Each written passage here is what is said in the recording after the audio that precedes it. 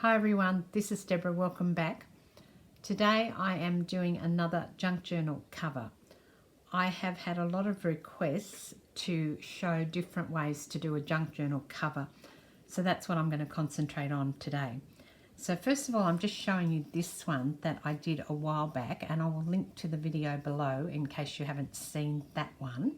But this one is actually made on an old book cover, but just one side of it.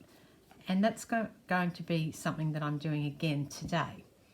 Now the reason that I'm using just one piece of this journal cover is that it's too small. So the spine is really tiny. I'm not going to be able to fit much of a junk journal in it, but I can take that cover and add it to the front of another journal. That's what I'm going to do with the blue one. I just haven't found the journal I want to add it to yet. So it's sitting in my ephemera stash, which is fine. And I will do the same with this one. These are book pages that I've gotten from a smaller book than the cover. I wanted to definitely go smaller. Now I've stuck the last one on. I've got quite a few there, probably 15 or something. And I have only just stuck them on in this centerpiece here. And there's a reason for that. Because what I now want to do is, apart from inking some edges, is I want to make them curl. So I needed layers. Well, I think I need layers. I've never done this before. So I just want to see what I get when I start playing around with it. The first thing is to ink this top layer.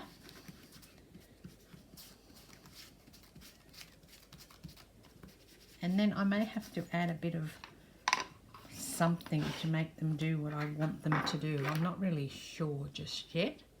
So what I've done there is just to roll some. See how I've curled that edge? And I will do the same up here. Just to curl some of these edges up. I will be putting something else on the top, over the top of this, but I really just wanted to try this technique and see if it actually works, because I really don't know.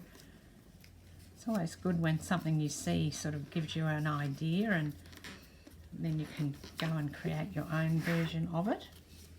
Just wondering if I actually need to put some moisture on these so they stay where they are, but I'll work on that in a moment.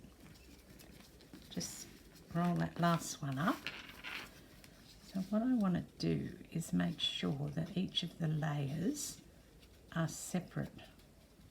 So I think this is working. I'm just taking my sponge and just kind of pushing at the paper to try and get these layers to ink a bit and also separate. And I think that is working.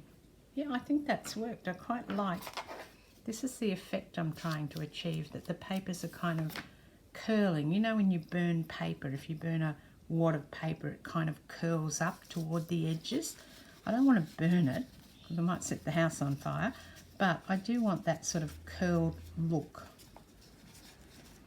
So this is where I'm up to so far. I've got all those pages curled up. I think that that's really cool. I like that I've got kind of more here, and this one's just a bit crumpled, and this bottom corner's only a few. So the next step that I've done, because I want that to be stiffer, is I sprayed it with hairspray. Now obviously I took it outside and did this. I didn't want the hairspray to be smelling in my craft room, and just for safety I took it outside. But the first one I did was just a test piece, and I checked that that actually stiffened the pages, and it has. So that's a lot stiffer than what the ones that were here were. Now that's dry, you can see it hasn't really had that much an effect on the paper. It's perhaps got a little bit of marking there, you can see from the oil or whatever's in the hairspray, but I don't mind that because it just gives it more of an aged look. And you can see here I've got markings here too. Now this is still wet. I need to let it dry. And I've just tipped my thing up and sprayed in there as well. Just be careful when you're using hairspray and let it dry naturally. Don't be tempted to hit it with the heat gun. I don't think that that's going to react very well, especially if you've got hairspray and a heat gun going at the one time. Definitely a recipe for disaster, so do not do that. Take care. And using the hairspray is also not my idea. I was watching Tim Holtz reveal his Halloween stuff, and he mentioned that one of his makers uses hairspray for things like the mummy cloth to keep it stiff once they've shaped it. Now, I think it was Zoe Hillman, but I can't be sure. But it was one of his regular makers that does that. So there's a really good tip for keeping fabric and stuff, you know, stiff on your projects.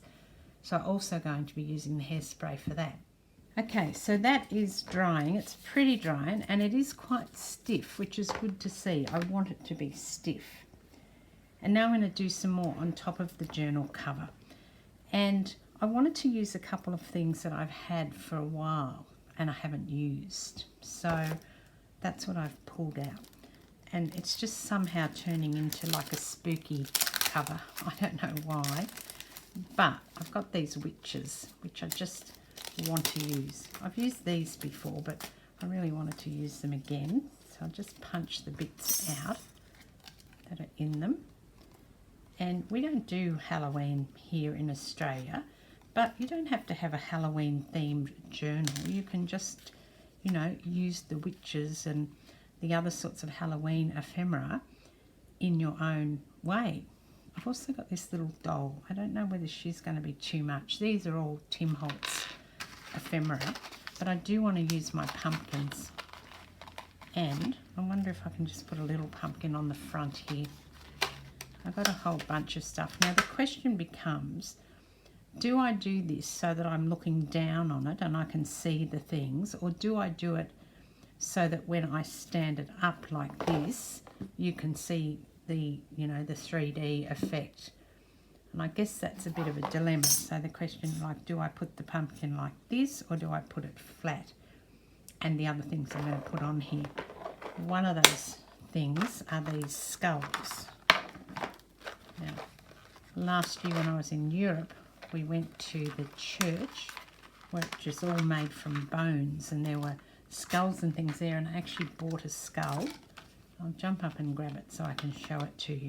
And this is the skull that I bought when we were in Prague. We caught the train out and went to see the church that's made all from bones. It's not a real skull, obviously.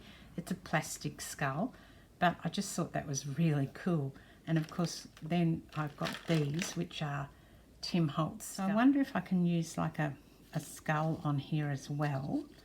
And again, I have the dilemma of, do I have it that way or do I put it so that it's up this way with the pumpkins? Okay, I'm going to think about that for a moment. I've got a whole heap of other things that I have pulled out as well that are all kind of related. Now, one of these are these eyes. I love the creepy eyes. I bought them because I thought they were incredibly cool.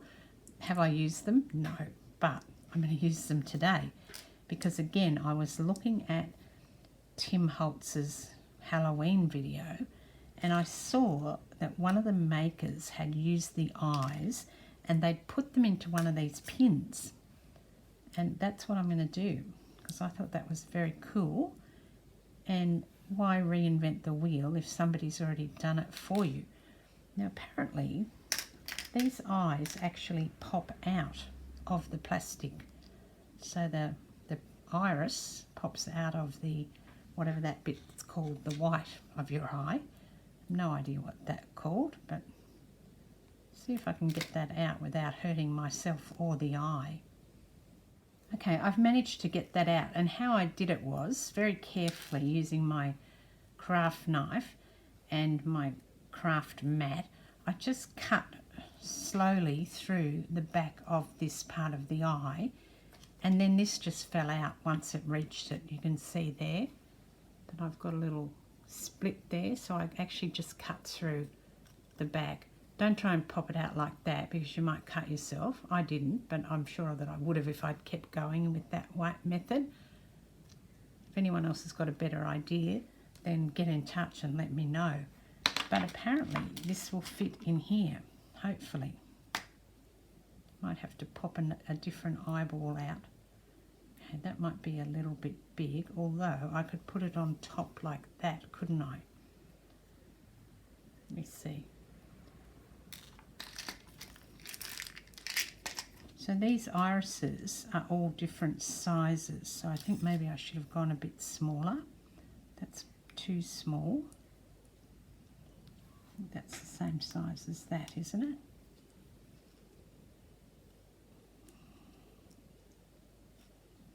I think this one's going to fit better. It's not going to cover the metal. It's actually going to fit in the centre like that. So that's the one I'm going to use. I've got some of this, which is just a bag of moss. So I think you use it, yeah, it says for your terrariums and things like that.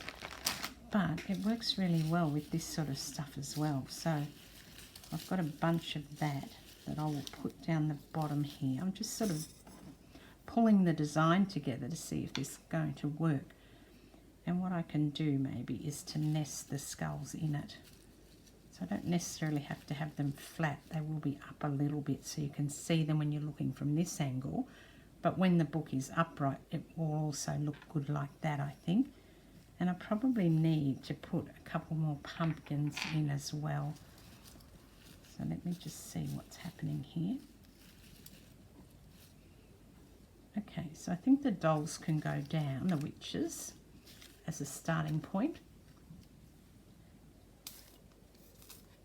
I've left room down the bottom here so that I can put this stuff. So I have put them further up to the top of this page. And I want to push this moss in here as well.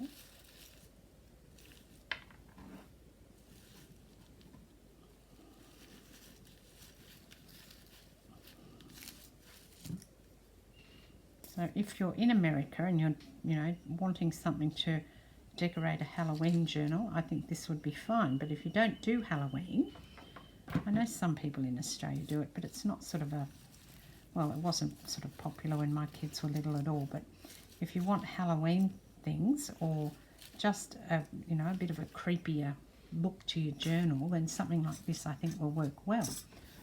Not sure what journal I will use it on yet, but I will find something. Now this is a bit messy, so I tend to chop bits off from inside the bag, but it still seems to go everywhere.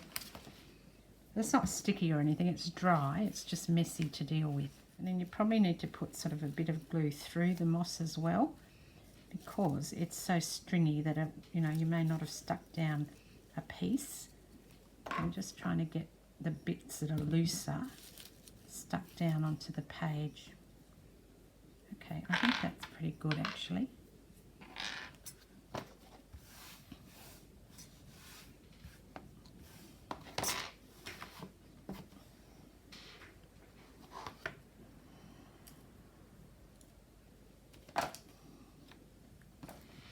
And then you can just give it a haircut. So you can just cut the bits off that you don't want, if there's any bits that you don't want.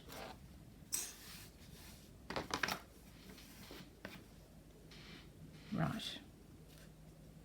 That's looking quite cool, isn't it? Yes, all right. Now I've got some metals out, so other metals. I've got some cogs. So as you can see, I've got a heap of cogs. I love cogs of all different brands and types. That's probably a bit big.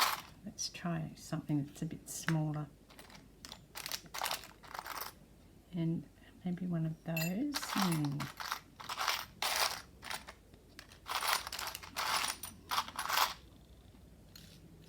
I like that cog because it's got a bit more interest because it's got a raised surface on it. And that's just sparked a memory that I do have some Tim Holtz tokens that I think have got Halloween sayings on them, so I'll drag those out in a moment. When I put my cogs down, I actually like the cogs to interact. Like I don't want one there and one there particularly. I like them to touch each other so you can imagine, this cog running around this cog and making something else work. That's probably a bit weird, but anyway, that's what I like to do with my cogs.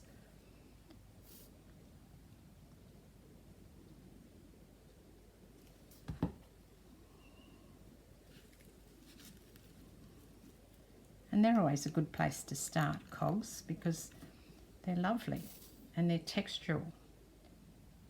That's probably why I like them. and they're round, which is always a bonus to have things that are round. I'll put that one down into the moss a bit.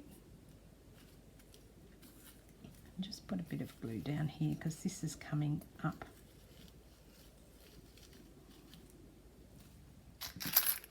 Here are the Halloween tokens that I was talking about. And I think I'm going to use Curious Things.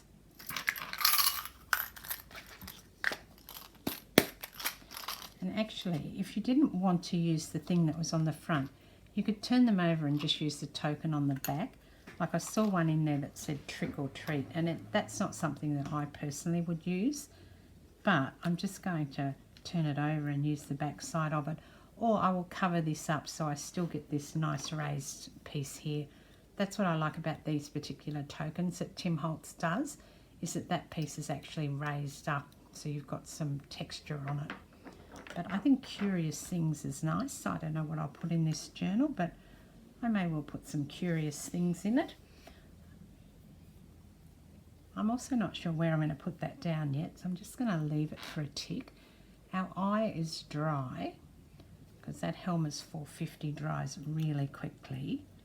And I'm wondering where I can put that, maybe in there. And I've got pumpkin. Now I need to pull these out and get some other design work done.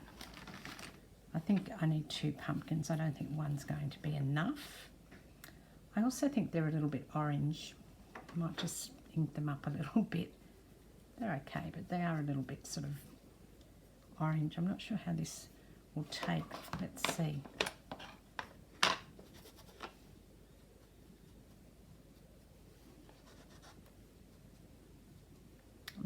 Actually, I might try some alcohol ink on those because the alcohol ink will stick. Now I only have 2 alcohol inks. I have the patina one and the teak wood. I did that on purpose. I used to have heaps. I think I've told you that before.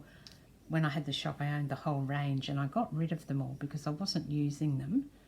And so what I thought I would do when I went to buy more is just buy the 2 of them, because otherwise, you know, it's another thing in the craft room, isn't it? And again, when you're using alcohol ink, you need to be very careful and use them in a ventilated area. And I've just put a drop on there and they go a long way. So now I'm just using a wet wipe to take some of that off and still leave some of the orange on there. And they dry pretty much instantly. So I think that looks much better. I'll put some on the little one now.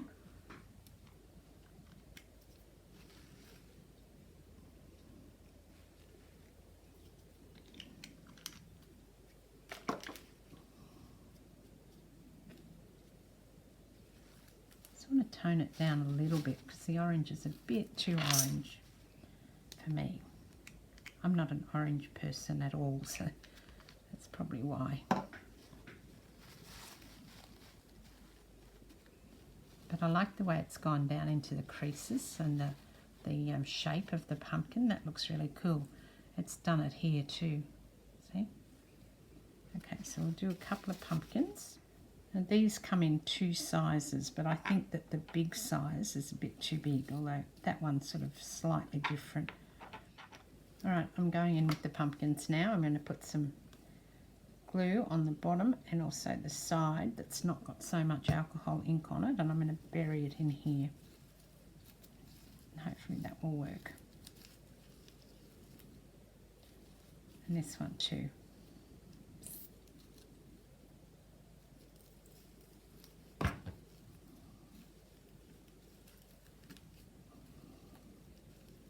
I also want them propped up a bit more, so I'm doing another bunch of the moss.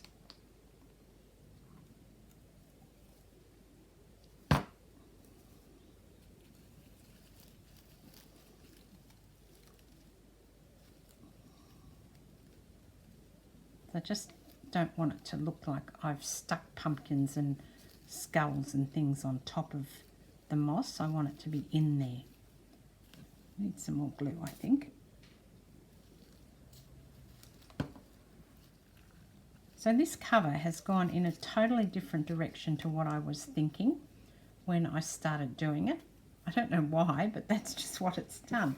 And, you know, I really love that about crafting. You can be thinking, I'm going to do X, Y, Z, and suddenly you're making a creepy cover. So it's wonderful. So now my skulls, I like how they've landed, so I'm going to try and maintain that sort of natural position where they landed when I put them on the book there. I've got lots of threads on my glue, and this one is going in here under that piece, under that first piece there. Again, I'll stick some moss to help hold him where I want him. And this one here will sit more upright and lean against the other one, or sort of a different direction. Yeah, I think that looks fine. I'll just clean the tip of this off. It's driving me a bit crazy. Okay, got that cleaned off. Now some on the bottom and the side of this one too. And then nestle him in here. I'll give this a bit of haircut. There's some really quite stiff wiry stuff in here that I tend to cut out if I see it, because it's a bit too uncontrollable. Okay, now we'll just gently, because some of this isn't put down, shake that a bit. Okay, that's looking quite cool. Now, what else was I going to put in there? I did get a lot of stuff out, and I'm probably not going to use some of it, but I do want my eye thing to be here. So to put the eye in, I'm adding glue to the bottom of this, because this has got a sharp pin, and I will poke it into that moss, and hopefully what happens is it stays in there, because the moss will help stick it. And I want the eye to sit up. You can see that it's sitting up there. I'm adding a third cog where the Curious Things was. Look at this cool cog. Isn't that amazing? It's got a nail head thing on top of it, a screwdriver head on top of it. And it's smaller because I like 3 things rather than 2. And I was going to put the Curious Things there, but I'm now going to nestle it into the moss. You can see where I've got it there. It's not stuck down yet.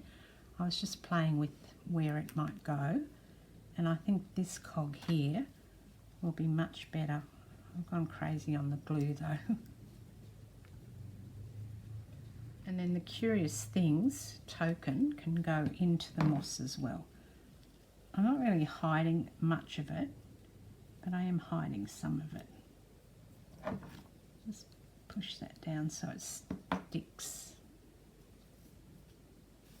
I don't think I'm going to add anything else to it, but if you think I should, then leave me a comment and I'll go back and rework it. But I'm happy with what that has turned out like. I might make some more journal covers now. I'm on a bit of a roll. But for now, this is Deborah. Thank you very much for watching. Don't forget to subscribe. My subbies are growing. I'm very happy about that. Thank you to all my new subbies, and I will catch you next time. Cheers.